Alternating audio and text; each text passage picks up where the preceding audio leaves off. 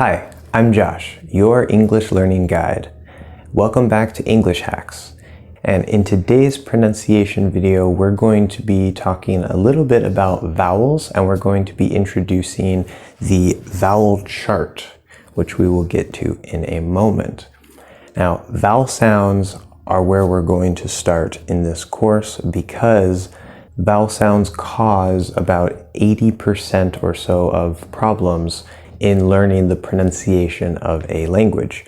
And there are going to be some new sounds that do not exist in your language, and there will be some sounds that do exist in your language that are either exactly the same or very, very close, but you might not be able to hear some of these new sounds.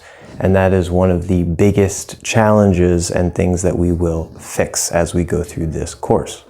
Now, all of these symbols, some of them look like English letters or Latin alphabet letters, but they are technically not.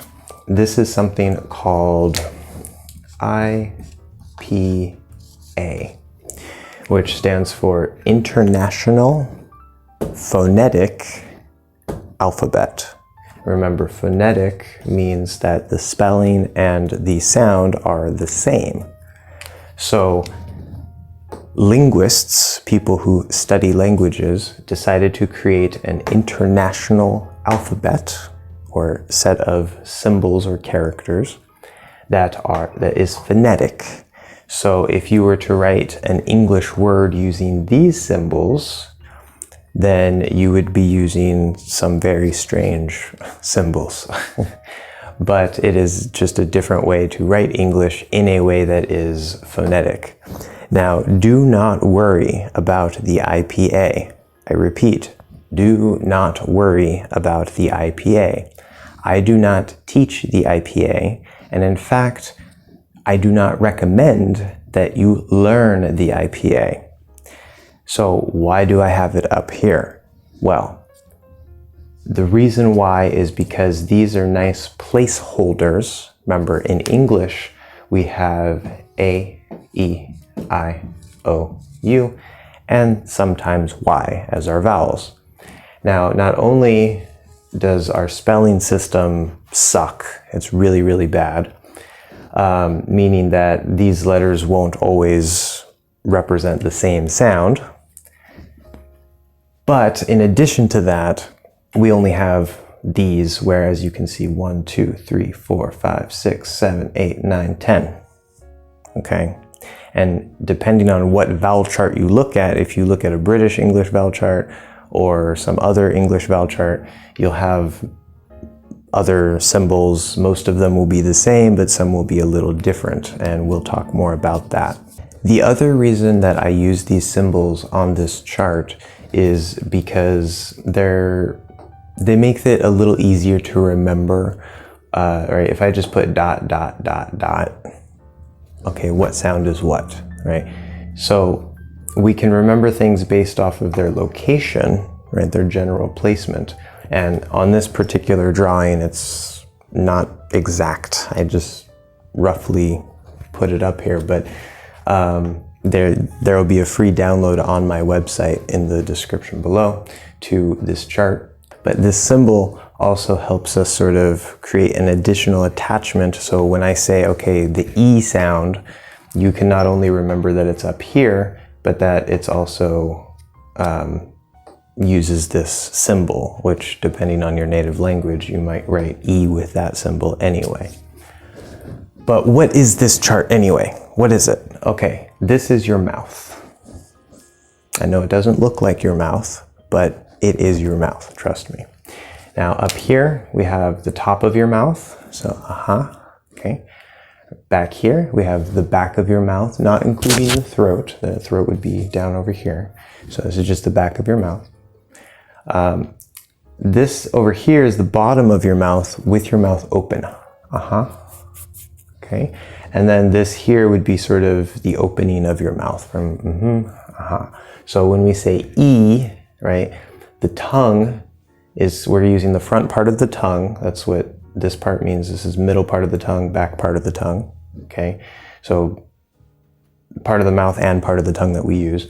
But we see that it's very high and it's very closed, so E, E, we might pull the lips out, E, E.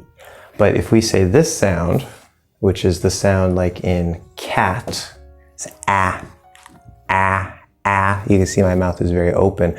Still using the front part of my tongue, but my mouth is open. If we go back here, this is ah, ah. So now I'm using the back part of my tongue, but my mouth is still open.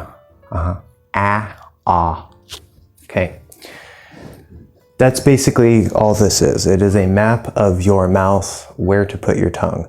It does not tell you if you should make your tongue tense or if you should angle it or if you should do this or that. We're going to talk about all this as we go through individually through each sound in future videos. It's not that difficult, but depending on your native language, you might have some trouble finding the sounds. For example, this sound here, which is the sound in the word it, right? Many English learners pronounce this as like eat, like the vowel or the verb eat. And this is not right. This sound is here. This sound is here. And you might not be able to hear that, which is okay because we're going to be doing exercises and different things to help you be able to hear that. If you can hear that, fantastic. That's one big problem that you don't have to worry about, that other English learners do have to worry about. But it's not only about hearing it, it's also about producing it. So can you actually produce this sound here, this not e, not which is down here, e, okay? As I said, this is available on my website for download. There's this chart, not drawn by me in a horrible way like this. And you will also find a diphthong chart. A diphthong is two vowel sounds put together. Not like this, this is just the symbol, don't worry about that.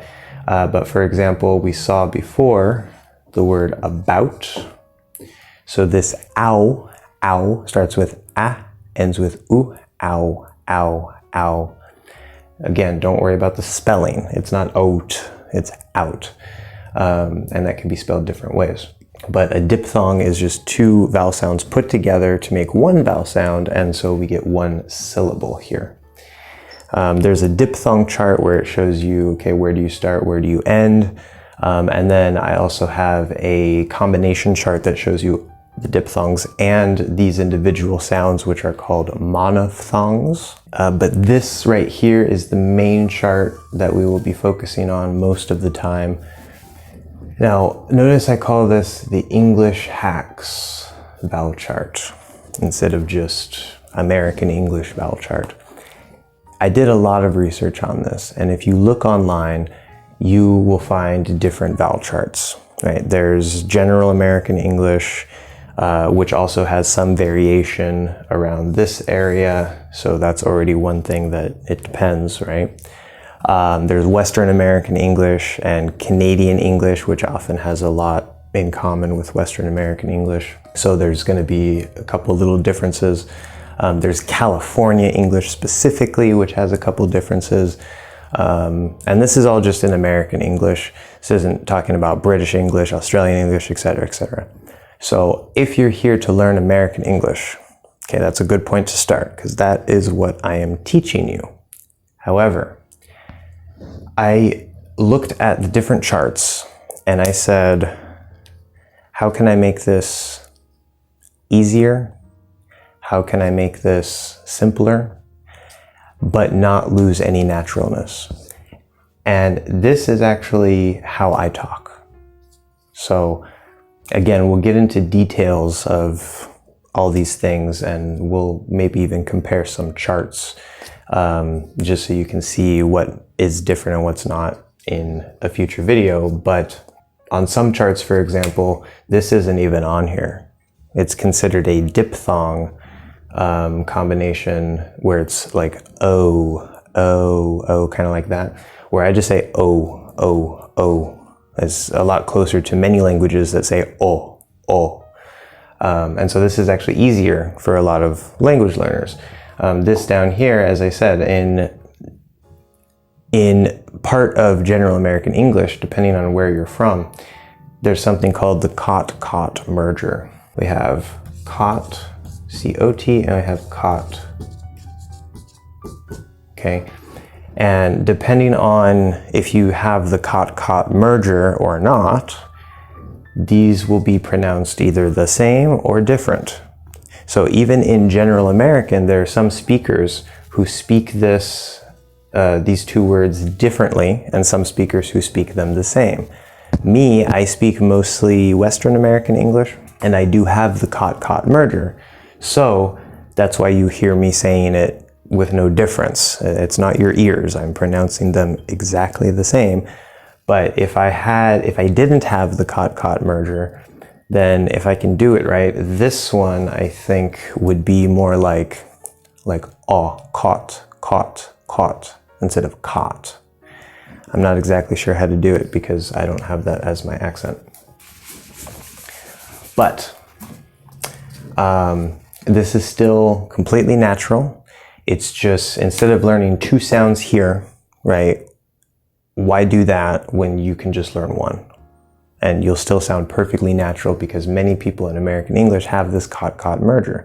So that's just one example of how I created this in a way that makes it easier for you, but that also will still allow you to sound very, very natural. And if you want to master all of these sounds, you can sound exactly like me, exactly like a native speaker.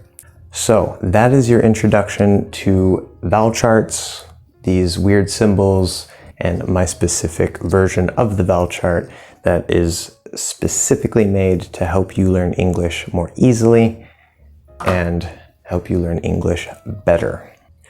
So if you have any questions, comments, feel free to leave them below in the comments section. Make sure to give this video a like if you liked it. Hit that subscribe button and the bell so you never miss a video. That's all for today's video. I'll see you guys in the next one.